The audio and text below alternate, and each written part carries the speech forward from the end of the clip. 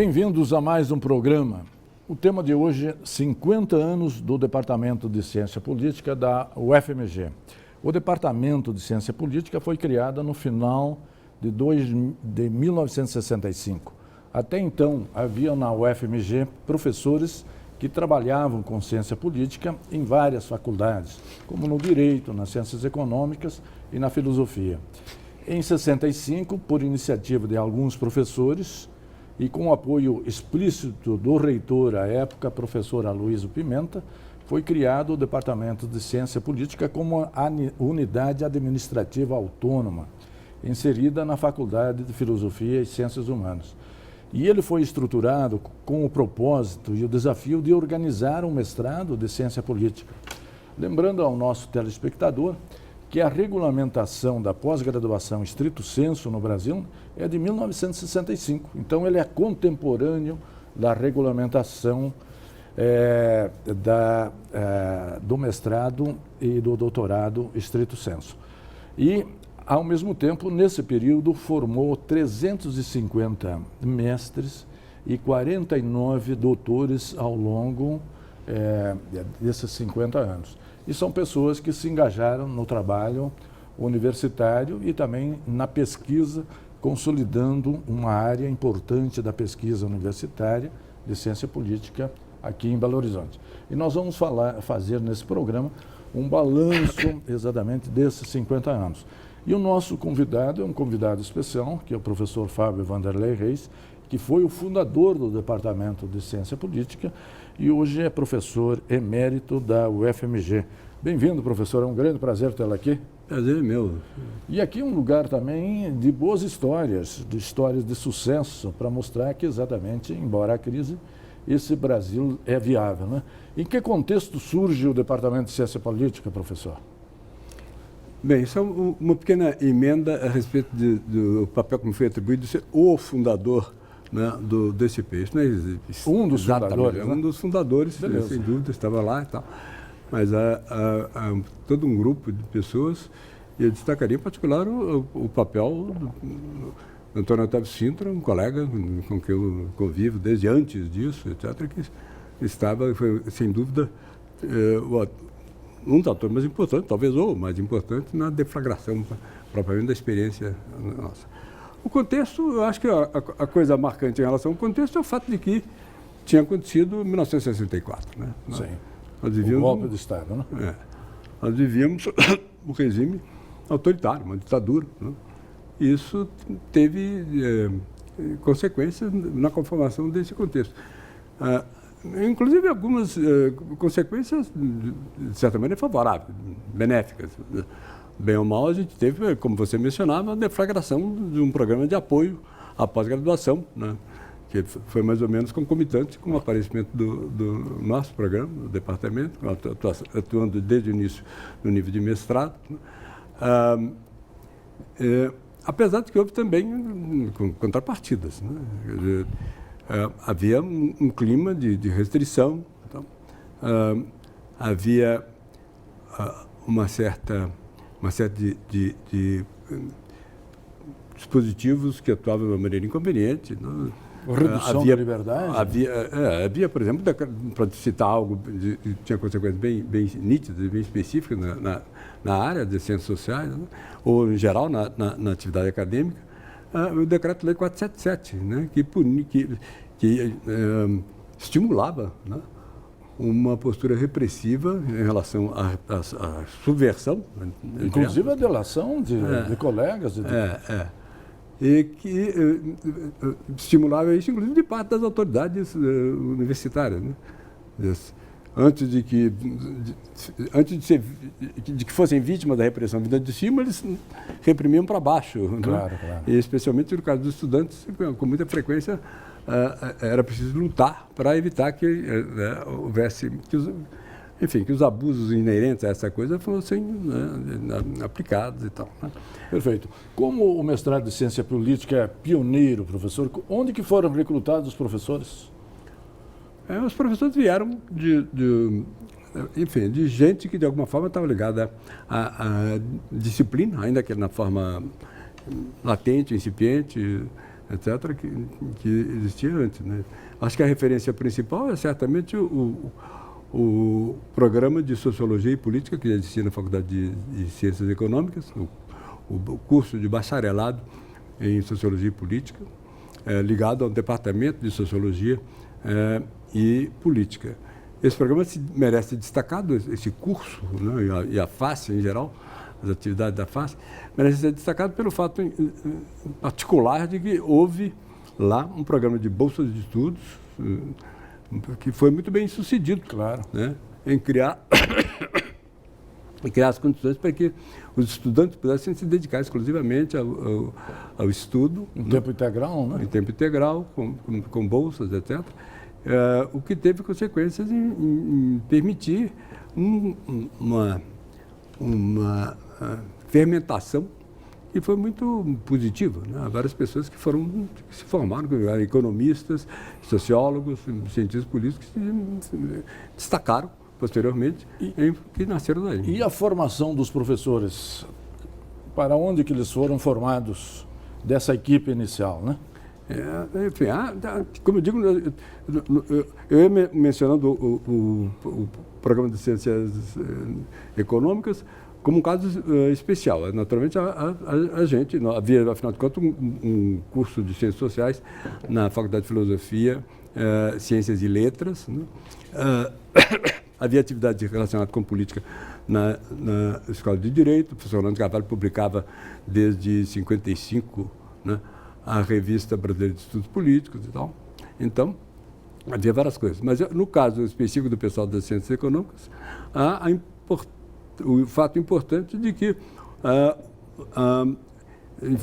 em boa parte, como consequência do êxito do programa de bolsas de estudos, nós tivemos, apenas tanto, o recrutamento de um grupo retirado todo ele de lá. Eu próprio estava incluído nesse grupo, Antônio Otávio Sintra, Simão Schwartzman, José Maria de Carvalho, eu mesmo, para um programa de pós-graduação em Sociologia, mantido pela FLACS, a Faculdade Latino-Americana de Ciências Sociais. Programa esse que era executado em Santiago do Chile. Em Santiago do Chile. E isso permitiu uma certa demarragem, uma certa decolagem numa direção diferente do que era a nossa, um treinamento que eu considero especial e importante no quadro da época, e que depois voltou a compor, né, ajudou a compor de maneira importante o núcleo do programa do DCP, né?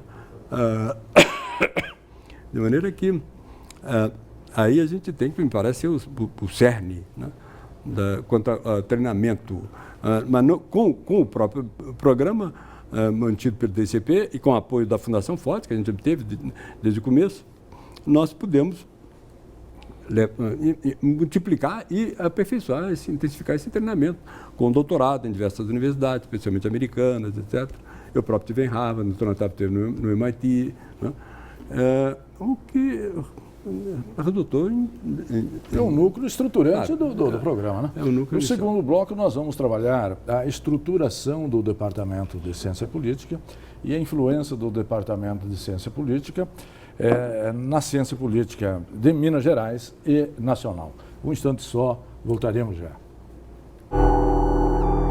Interconexão Brasil. Oferecimento: Sindicato dos Professores da UFMG. Interconexão Brasil. Oferecimento: Sindicato dos Professores da UFMG. Bem-vindos de volta. O nosso tema são 50 anos do DCP UFMG e colocamos o contexto, também a formação dos professores e os recrutamentos dos professores que permitiram criar o núcleo estruturante do Departamento de Ciência Política. Fábio, na época, 65, o que se fazia de pesquisa? Era pesquisa mais ensaísticas? O que existia propriamente de pesquisa aqui nas Minas Gerais?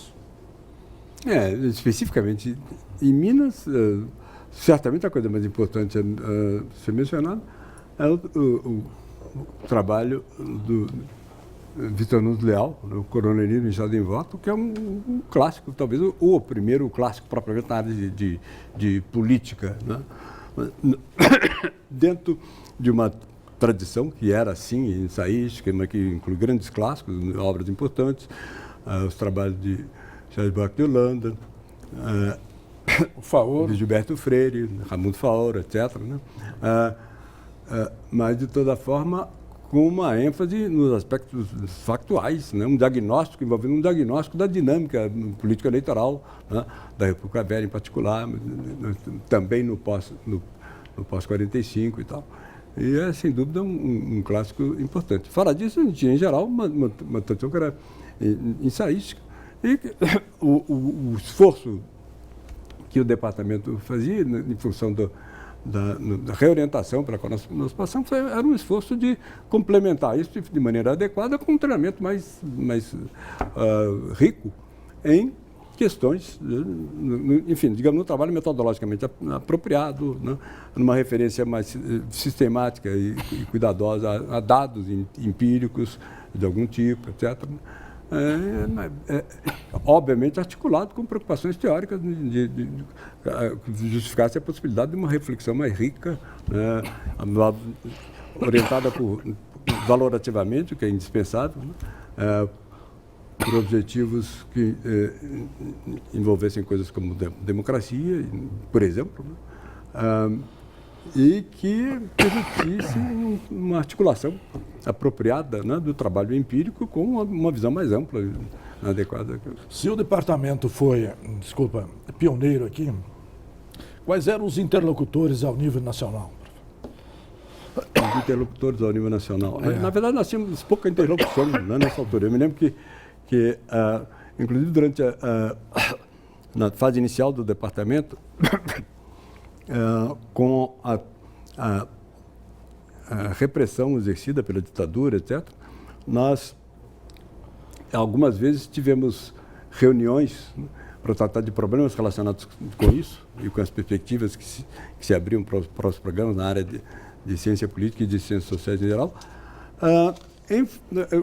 Nós tivemos reuniões que foram viabilizadas, promovidas, na verdade, pela Fundação Ford, que foi a nossa grande patrocinadora em termos econômicos. Sim, pois é.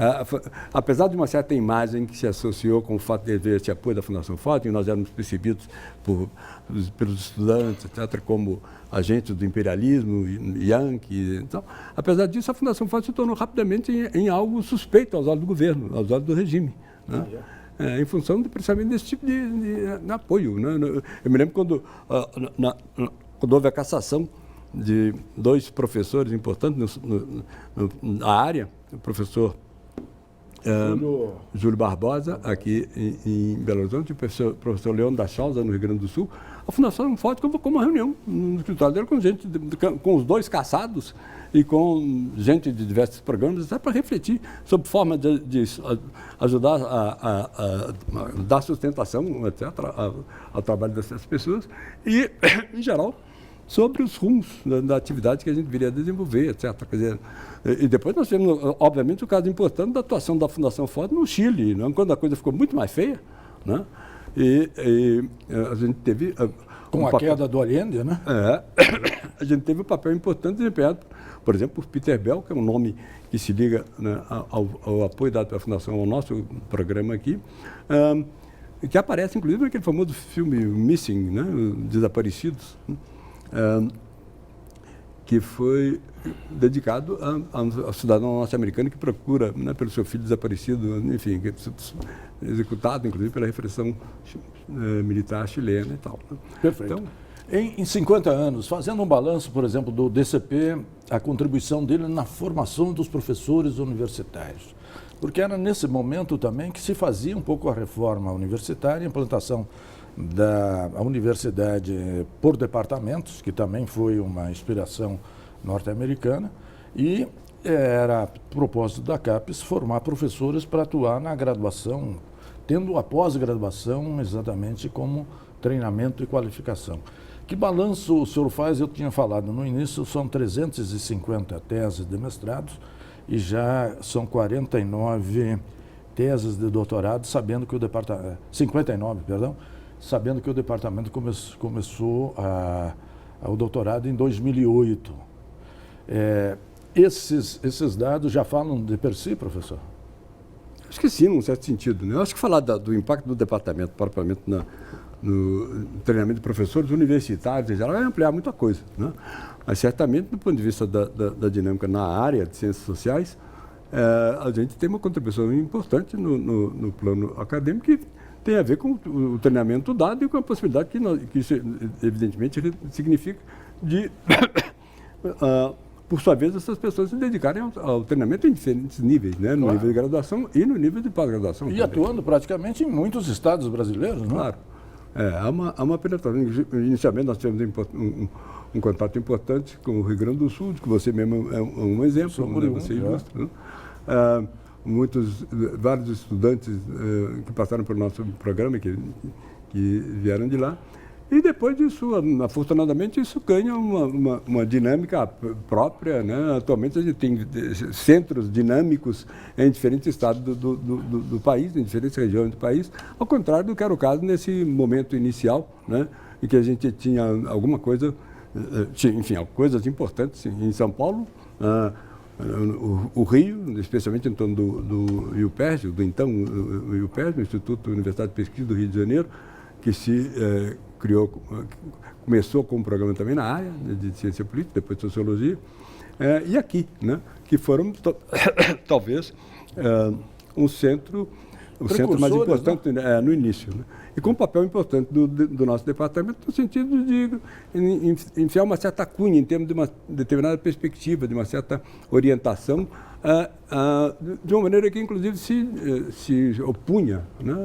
Se opôs polemicamente, nos opusemos polemicamente, à orientação que prevalecia, digamos, num centro como a USP. Sim. Né?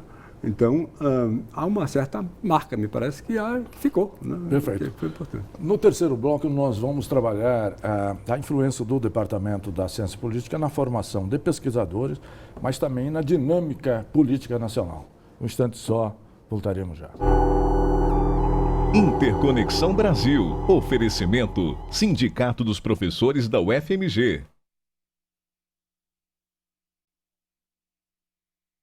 Interconexão Brasil. Oferecimento: Sindicato dos Professores da UFMG.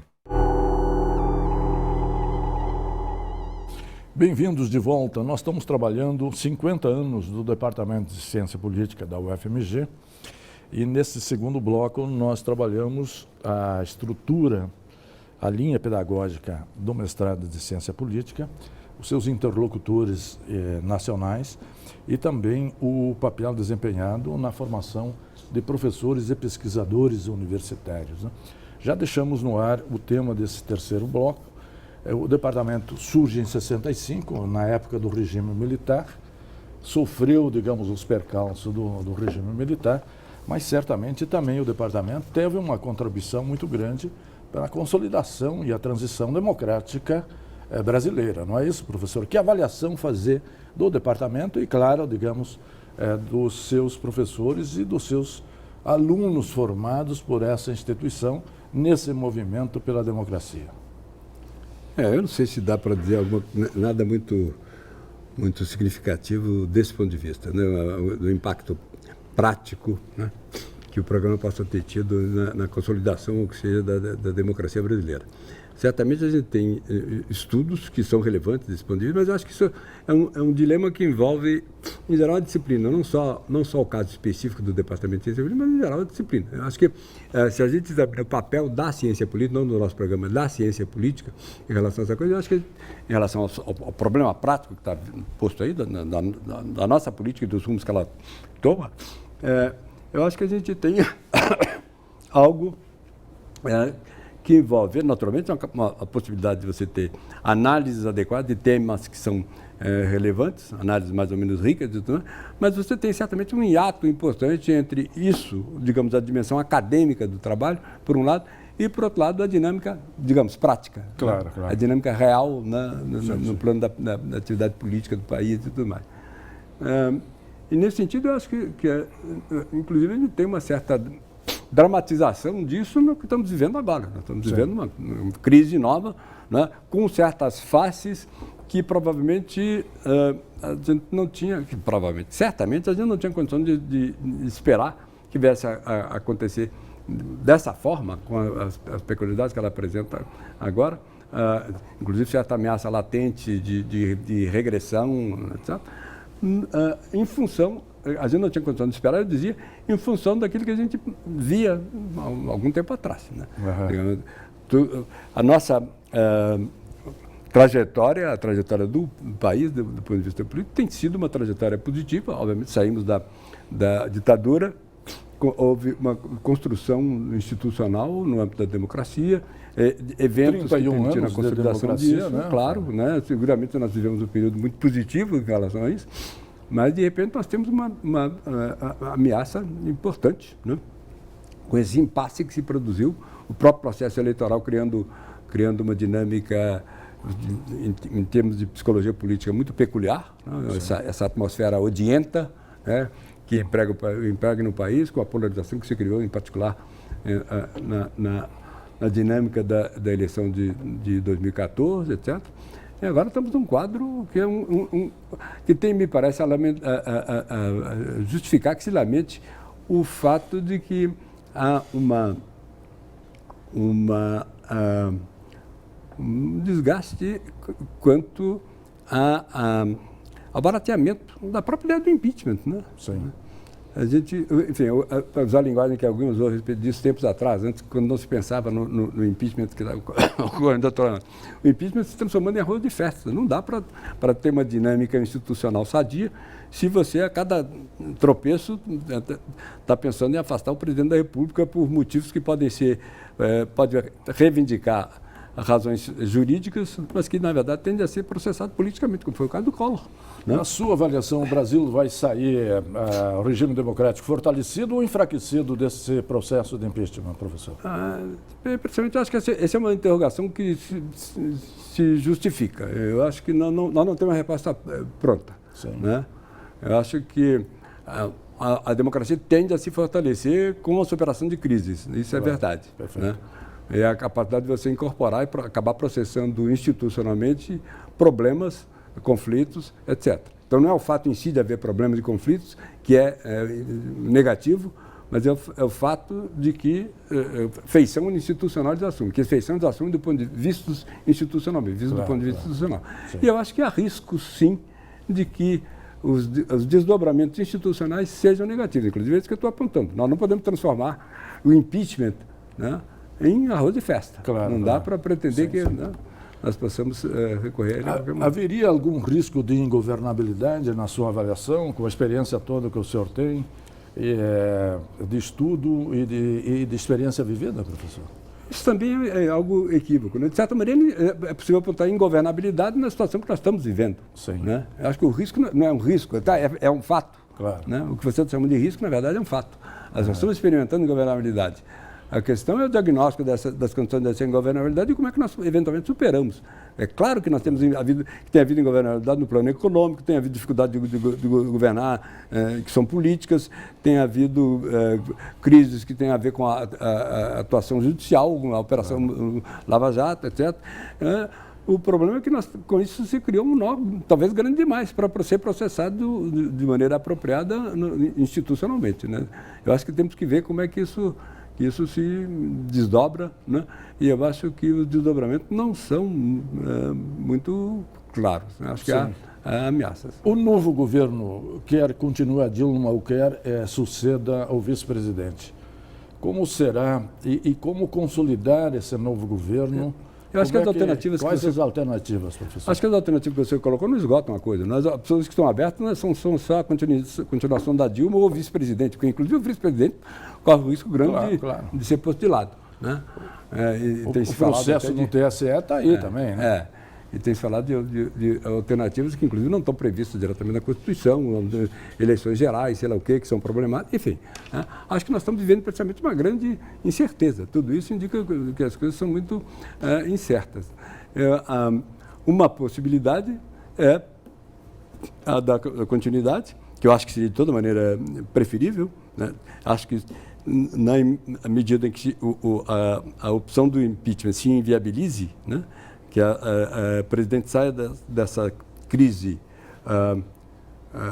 tendo superado a ameaça do impeachment, ela fatalmente estará fortalecida. O governo estará fortalecido. Eu acho que seguramente vai haver melhores condições de que o governo possa governar, por simplesmente, do que tem havido para trás. Até agora. Né? Apesar de que nem sequer isso é muito certo, né? Porque nós podemos ter a superação dessa ameaça de impeachment que está aí e, de alguma forma, a coisa continuar. Né? Porque a frustração vai se intensificar, né? E você provavelmente vai haver iniciativas orientadas na mesma direção, a tentativa de replicar a coisa. Apesar de que, provavelmente, o desgaste dessa alternativa ajudará a comprometer a insistência nessa direção. De toda maneira, não é nada certo que a Dilma, mesmo o chefe do governo, mesmo fortalecida, né, na hipótese que a gente está considerando, que ela tenha condições de efetivamente administrar com alguma eficiência, né? Esses 2 anos e meio que ainda faltam. Né? Ainda tem muita coisa pela frente. Né? Esperamos que, efetivamente, o Brasil busque esse caminho. Fábio, eu queria agradecer muito a sua presença aqui, cumprimentá-lo na sua pessoa, toda a equipe que criou o Departamento de Ciência Política, que formou 350 mestres, 59 doutores, que têm atuação nas universidades brasileiras.